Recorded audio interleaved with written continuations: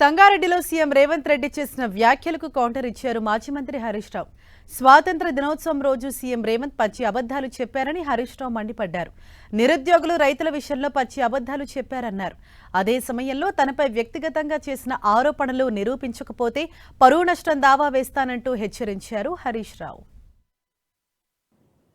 క్షమాపణ చెప్పు నిరుద్యోగ యువతకు, చెంపలేసుకో. 2 లక్షల ఉద్యోగాలు ఇస్తానని మోసం చేసినందుకు చెంపలేసుకో. జాబ్ క్యాలెండర్ అసెంబ్లీలో ప్రవేశపెట్టి అది జాబ్లెస్ క్యాలెండర్గా, బోగస్ క్యాలెండర్గా మారినందుకు నిరుద్యోగ యువతకు తప్పైందని చెప్పి బహిరంగ క్షమాపణ చెప్పు. అసలు ఇంక ఏ ముఖం పెట్టుకొని నిరుద్యోగుల గురించి మాట్లాడుతున్నావు? దమ్ముంటేరా, గన్మెన్లు లేకుండా అశోక్ నగర్ సెంట్రల్ లైబ్రరీకి వస్తావా? దిల్సుఖ్ నగర్ కోచింగ్ సెంటర్ల దగ్గరికి వస్తావా?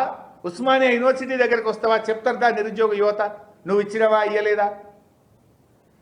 నీ నిజాయితీ ఉంటే నిజంగా నువ్వు అంతా నిరుద్యోగ యువతకి ఇచ్చిన మాట నిలబెట్టుకున్నోడు అయితే రా. ఫీజు రియంబర్స్మెంట్ గురించి సావు కబురు సల్లగా చెప్తున్నావు. ఇప్పటి నుంచి ఫీజు రియంబర్స్మెంట్ ఇస్తా. పోయిన 2 ఏళ్ళు ఎవరు ముఖ్యమంత్రి రాష్ట్రానికి? పోయిన 2 సంవత్సరాల ఫీజు రియంబర్స్మెంట్ ఇయ్యవా? నేను 2 లక్షల రుణమాఫీ చేసిన. పోదామా నీ ఊరికి? రేవంత్ రెడ్డి నీ ఊరికి పోదాంపా. కసిరికాడ నీ ఊరు కాడ నిలబడి నీ ఊర్లో అందరికి రైతు బంధు అయిందంటే నేను అక్కడే రాజీనామా చేస్తా. నువ్వు రేస్తావా?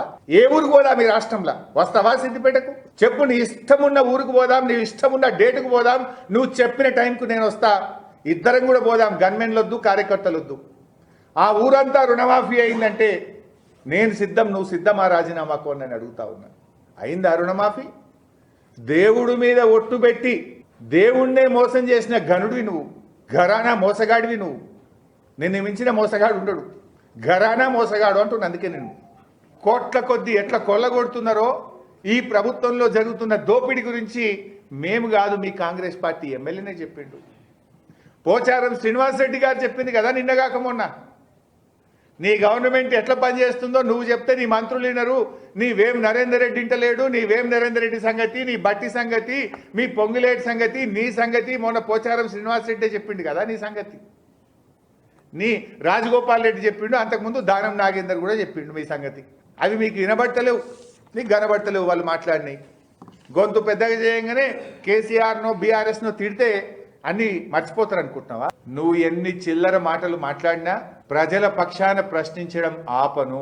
విద్యార్థుల పక్షాన, నిరుద్యోగుల గొంతుగా, రైతుల గొంతుగా, ఈ రాష్ట్ర ప్రజల గొంతుగా కేసీఆర్ గారి ఆలోచనలకు అనుగుణంగా బీఆర్ఎస్ పార్టీ తరఫున నిన్ను ప్రశ్నిస్తూనే ఉంటాను. I will not leave you. పనికి మాలిన మాటలు మాట్లాడుతున్నారు, అట్లని కూడా వదిలిపెట్టను. డెఫినెట్గా కోర్టుకు ఈడుస్తా, డిఫమేషన్ సూటు వేస్తా.